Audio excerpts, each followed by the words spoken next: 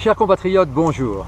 Je suis Jean-Jacques Vitrac et je mène la liste Français d'Amérique Ensemble, la seule liste apolitique de la circonscription de San Francisco.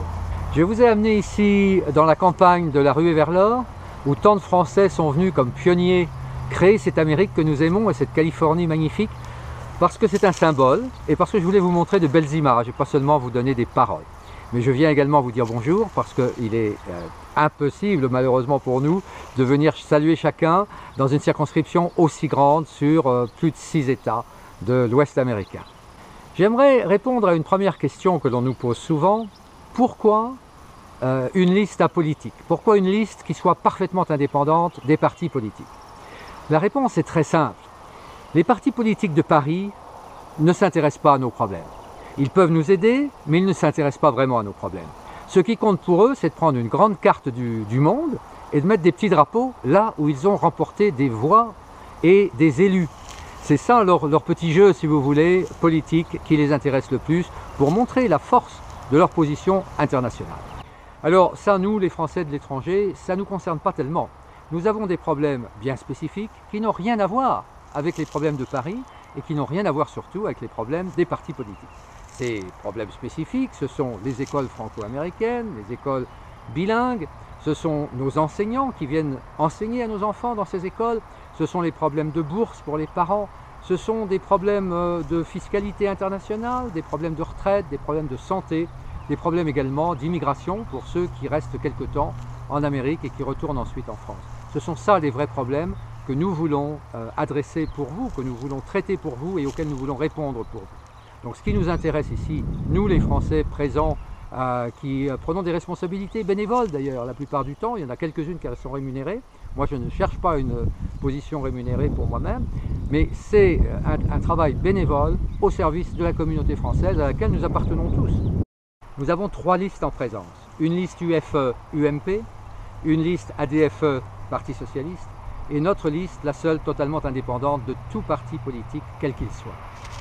Pourquoi l'UFE fait-elle une erreur en présentant une liste avec le soutien, appelons ça comme on veut, c'est de la langue de bois, de l'UMP? Parce que l'UFE, par son statut, elle a bientôt un siècle, cette vieille dame, qui nous a tellement aidés et que nous aimons beaucoup.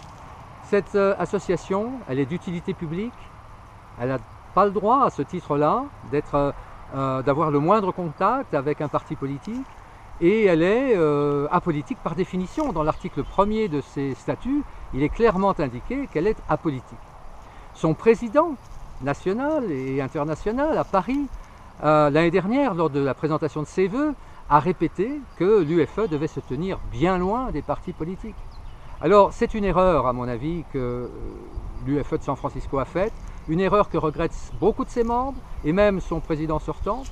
Ce n'est pas été facile pour l'UFE d'accepter ce soutien de l'UMP vis-à-vis de ses membres. Et beaucoup ne l'ont pas fait d'ailleurs. L'UFE de Chicago a refusé, elle est avec nous sur notre liste Français d'Amérique Ensemble, donc une liste totalement apolitique. Sous l'influence probablement et très certainement de Frédéric Lefebvre, qui est un des élus UMP et qui cherche à avoir le plus de représentation UFE-UMP possible aux États-Unis pour valoriser sa carrière, eh bien, sous ces influences-là, certaines personnes de l'UFE de San Francisco, certaines que j'apprécie, comme Jean-Claude Zambelli, qui est un ami de longue date, qui sera élu de toute façon, même si vous votez pour notre liste, Jean-Claude sera élu. Bon, parce que c'est comme ça que fonctionne le système. Les sortants seront avantagés, il y a 6 positions. Donc il aura certainement, il y a 5 positions en fait, il y aura certainement une élection pour Jean-Claude. Ça me réjouit dans un sens. Mais je voudrais qu'il y ait à votre service, au service des Français de l'étranger, un élu qui soit absolument indépendant des partis, parce que c'est ça la liberté, c'est ça la possibilité pour nous de vous défendre et de vous servir. Chers compatriotes, nous terminons ce message avec cette vue extraordinaire qui est celle de ma propriété, où se trouvaient les chercheurs d'or autrefois. Il y a non loin d'ici, derrière les arbres, une petite rivière, et c'est là que l'on trouve encore de la couleur, comme on dit dans le langage local, c'est-à-dire de l'or. Alors on n'en trouve plus beaucoup, on trouve des petites paillettes ici ou là, on n'a même pas envie d'aller le chercher parce que ça prend trop de temps. Mais je voulais vous montrer cette Californie des premiers moments, des premiers pionniers, des premiers Français. Le prince Poniatowski était l'un d'eux, mais il y en avait plein, des gens de tous justement les horizons français.